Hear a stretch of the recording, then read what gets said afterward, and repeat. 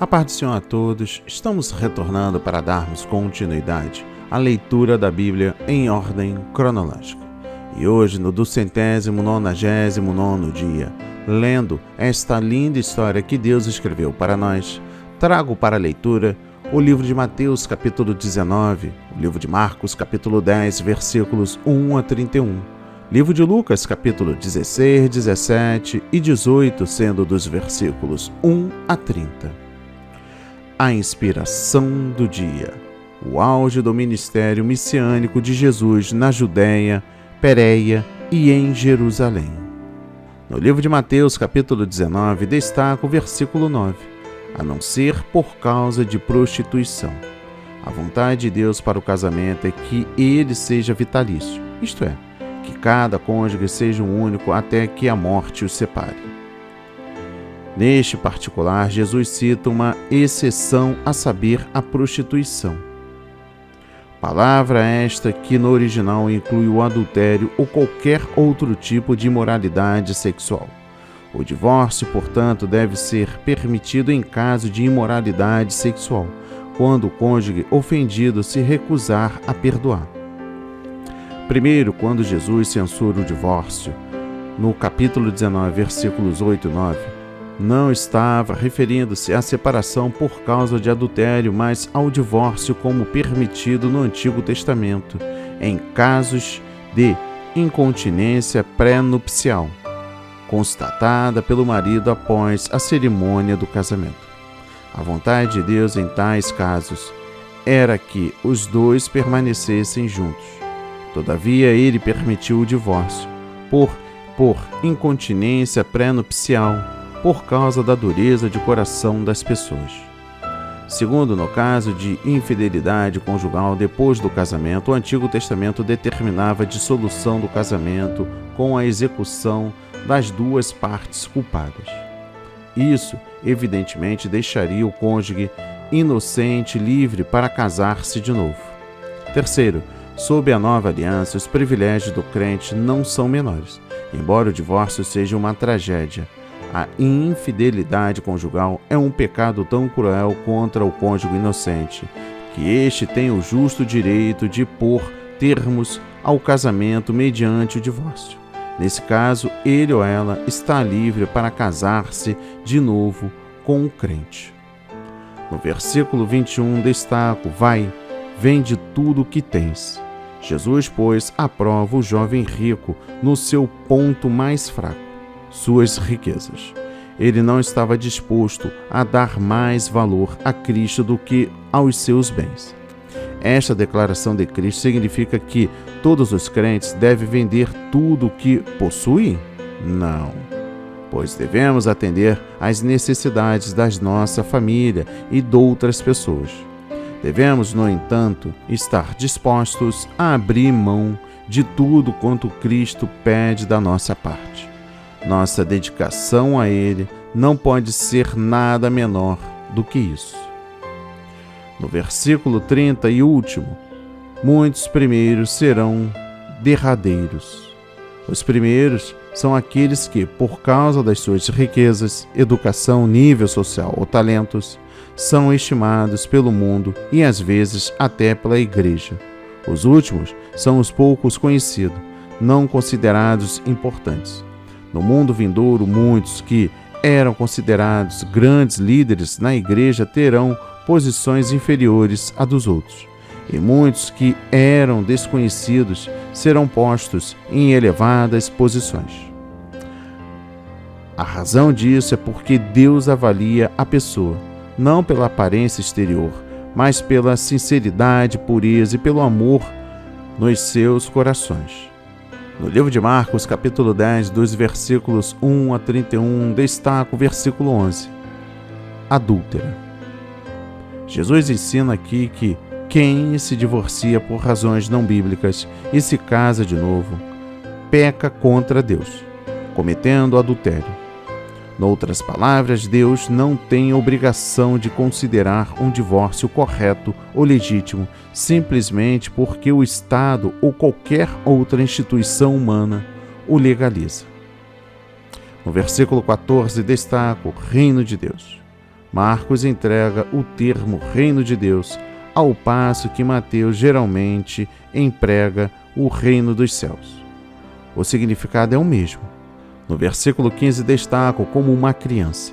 Receber o reino de Deus como criança significa recebê-lo de maneira tão singela, humilde, confiante e sincera, que nos voltamos contra o pecado e aceitamos Cristo como nosso Senhor e Salvador, e Deus como nosso Pai Celestial. No versículo 16 destaco: e as abençoou. Cristo se interessa profundamente pela salvação das crianças e pelo seu crescimento espiritual. Os pais cristãos devem empregar todos os meios da graça ao seu alcance para levar os seus filhos a Cristo, porque Ele anseia recebê-los, amá-los e abençoá-los. No versículo 30 e último, receba 100 vezes tanto. As recompensas prometidas neste versículo não devem ser entendidas literalmente. Pelo contrário, as bênçãos e a alegria inerentes nos relacionamentos citados aqui serão experimentadas pelo discípulo genuíno, que se nega a si mesmo por amor a Cristo. E por fim, o livro de Lucas. Trago o versículo 16, destaco o versículo 8. Louvou o injusto mordomo. Cristo usa esta ilustração para ensinar que os incrédulos têm muito interesse nas coisas materiais, para promover seus próprios interesses e bem-estar. Por outro lado, os crentes frequentemente não têm suficiente mentalidade celestial para usar seus bens terrenos para promover seus interesses espirituais e celestiais. No versículo 6 destacam as riquezas da injustiça. A injustiça e a cobiça e o poder estão comumente envolvidos na acumulação e emprego das riquezas deste mundo. Devemos empregar nossos bens e dinheiro de modo a promover os interesses de Deus e a salvação do próximo. No versículo 11 destaco: se não fostes fiéis, quem não é digno de confiança na aquisição e emprego de bens terrestres, tampouco o será com as coisas espirituais. Por isso, os crentes e, especialmente, os líderes da igreja devem estar libertos do amor ao dinheiro. No versículo 13 destaco: não podeis servir a Deus e a Mamon. As riquezas do mundo tornam muito difícil a pessoa ter Deus como centro da sua vida. No versículo 14 destaco: fariseus avarentos. Os fariseus consideravam as riquezas uma bênção divina, derivada da sua observância fiel da lei. Zombava de Jesus, que era pobre, porque consideravam que sua pobreza era um sinal de que Deus não o honrava. No versículo 18 destaco: qualquer que deixa sua mulher e casa com outra, adultera. Jesus declara no capítulo 16, versículo 18, que quem se divorcia ou abandona seu cônjuge por motivos não bíblicos e depois se casa com outrem, adultera. Adulterar, em grego, aqui é o verbo no presente do indicativo ativo, denotando ação contínua. Isto é, enquanto o cônjuge inocente e abandonado ou divorciado busca ou deseja reconciliação, o outro culpado de infidelidade estabelece um relacionamento conjugal, adúltero, com outra pessoa. Visto que, neste caso, Deus não considera nulo o casamento interior, um novo casamento do cônjuge culpado passa a ser adultério. Primeiro, a principal questão moral neste caso é se um novo casamento do cônjuge culpado significa abandono das suas obrigações maritais e responsabilidades paternais ou maternais do primeiro casamento, ainda possíveis de serem cumpridas. Se houver desejo de reconciliação por parte do ex-cônjuge inocente, o caso acima não deixa dúvida. O cônjuge culpado está em adultério se casar novamente. Segundo, quando o cônjuge infiel abandona o outro e não pode mais retornar porque o outro cônjuge não aceita mais, ou porque o próprio cônjuge infiel já casou de novo de modo adúltero, Como Jesus descreveu, é possível tal pessoa regularizar esse novo casamento, isto é, deixar de ser adúltero diante de Deus, mediante seu arrependimento sincero e bíblico diante dele, e a resolução de manter o novo casamento dentro dos princípios divinos.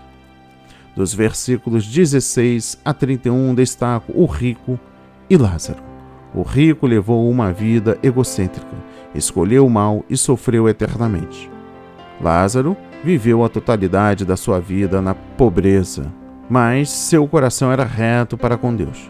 Seu nome significa Deus é o meu socorro, e ele nunca abdicou da sua fé em Deus. Morreu e foi imediatamente levado ao paraíso para estar com Abraão. Os destinos desses dois homens foram irreversíveis a partir da sua morte. No capítulo 17, destaca o versículo 2. Ao pescoço uma pedra de moinho. Fazer alguém pecar por causa do nosso exemplo, atitude ou negligência trará castigo tão severo que seria preferível morrer a cometer tal pecado. Dos versículos 3 e 4, destaco: se ele se arrepender, perdoa-lhe. No tocante à declaração de Jesus a respeito do perdão ao próximo, observemos o que se segue. Primeiro, Jesus deseja que o crente queira sempre perdoar e ajudar os que ofendem, em vez de abrigar um espírito de vingança e ódio. Segundo, o perdão e a reconciliação não podem ocorrer verdadeiramente até que o transgressor reconheça sua ação errada e se arrependa sinceramente. Além disso, Jesus não se referia ao mesmo delito repetido constantemente. Terceiro, o ofendido deve estar disposto a continuar perdoando se o culpado se arrepender sinceramente.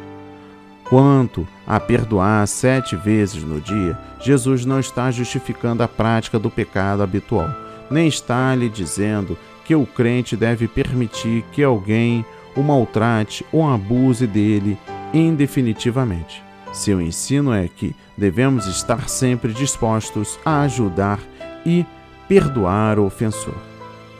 No versículo 16, destaco: dando-lhe graças. Nós que recebemos de Deus o amor, a graça, a salvação e todas as suas bênçãos espirituais, não devemos esquecer-nos de render-lhes graças. O que ele tem feito por nós deve nos motivar a nos aproximarmos dele com um coração agradecido. Nós o amamos porque ele nos amou primeiro. 1 de João, capítulo 4, versículo 19. No versículo 21, destaco: o reino de Deus está entre vós. Jesus ensina que a natureza atual do reino de Deus é espiritual, e não material e nem política. O reino de Deus não vem com a aparência exterior. Isto é, não vem com o poder político terrestre. Pelo contrário, está dentro dos corações dos crentes, no meio deles, e consiste em justiça e paz e alegria no Espírito Santo. Ele se manifesta ao vencermos pelo poder do Espírito Santo, o poder do pecado, da enfermidade e de Satanás, e não pela conquista de reis e nações. Quando Jesus vier novamente a este mundo, o reino será visto com todo o seu poder e glória. Quando ele triunfar sobre reis e nações. No versículo 32 destaco: lembrai-vos da mulher de Ló. O erro trágico da esposa de Ló foi pôr seu coração numa sociedade terrestre e não num povo celestial. Olhou para trás porque seu coração continuava em Sodoma. Cada crente deve perguntar: meu coração está mais ligado às coisas terrenas do que a Jesus e à esperança da sua volta? No versículo 37, destaco: o corpo, as águas. Este versículo fala da certeza do juízo dos que estão espiritualmente mortos. Tão certo como os abutres vão onde está a carniça, assim também virá o juízo sobre os ímpios na segunda vinda de Cristo. E por fim, o capítulo 18, dos versículos 1 a 30, destaca o versículo 1, o dever de orar sempre. O empenho constante de Jesus era levar seus seguidores a reconhecerem a necessidade de estarem continuamente em oração, para cumprirem a vontade de Deus nas suas vidas. Desta parábola da viúva que observara em oração, aprendemos que, primeiro, os crentes devem perseverar em oração em todo o tempo, até a volta de Jesus. Segundo, nesta vida, temos um adversário, que é Satanás. A oração pode nos proteger do maligno. Terceiro, através da oração, os filhos de Deus devem clamar-lhe contra o pecado e por justiça. Quarto, a oração perseverante é considerada como fé. Quinto, nos últimos dias, antes da volta de Cristo, haverá um aumento de oposição diabólica às orações dos fiéis. Por causa de Satanás, dos prazeres do mundo, muitos deixarão de ter uma vida de perseverante oração. No versículo 7 destaca: os escolhidos clamam de dia e de noite. Os verdadeiros escolhidos de Deus, isto é, os que perseveram na fé e na santidade, nunca cessarão de clamar a Deus pela volta de Cristo à Terra, a fim de destruir o poder de Satanás e o presente sistema iníquo deste mundo. Perseverarão na oração. Para Deus, depressa fazer justiça, e para Cristo reinar em justiça, sabendo que a sua segunda vinda é a única esperança veraz para este mundo. No versículo 8 destaca: lhes fará justiça. Quando Jesus voltar para aqueles que a ele clamam dia e noite, ele porá fim às suas aflições, seu sofrimento e perseguição da parte de um mundo hostil e maligno e nos levará para estar com ele. Na sua vinda, os fiéis serão arrebatados nas nuvens e encontrará o Senhor nos ares. Então Deus julgará os ímpios na sua justiça. Ainda no versículo 8 destaco: achará fé na terra? Esta pergunta de Jesus provavelmente indica que à medida que se aproxima a volta de Cristo, o mal se tornará cada vez pior, de modo que muitos da igreja se apartarão da fé em Cristo. À medida que o fim se aproxima, a preocupação de todo crente deve ser: estou perseverando na fé, firme na oração, buscando a Deus para que prevaleça a justiça e a sua santa causa triunfe em tudo para sempre? Ou estou tão preocupado com as coisas desta vida que não anseio pela volta de Cristo e o seu reino eterno? Dos versículos 9 a 14, destaco o fariseu e o publicano. Primeiro, o fariseu era justo aos seus próprios olhos. A pessoa que pensa ser justa por causa dos seus próprios esforços não tem consciência da sua própria natureza pecaminosa, da sua indignidade e da sua permanente necessidade da ajuda, misericórdia e graça de Deus. Por causa dos seus destacados atos de compaixão e da sua bondade exterior, tal pessoa acha que não precisa da graça de Deus. Segundo, o publicano, por outro lado, estava profundamente consciente do seu pecado e culpa e verdadeiramente arrependido. Voltou-se do pecado para Deus, suplicando perdão e misericórdia. Tipifica o verdadeiro Filho de Deus. Por fim, o versículo 25, um rico no reino de Deus. Os discípulos ficaram atônitos diante da declaração de Cristo a respeito dos ricos. Que a palavra de hoje toque o seu coração, transforme a sua vida para a honra e a glória do Senhor. Leia a Bíblia diariamente, pois este é o verdadeiro canal que se aprende, conhece a verdade e ouve a voz de Deus. Amém e graças a Deus.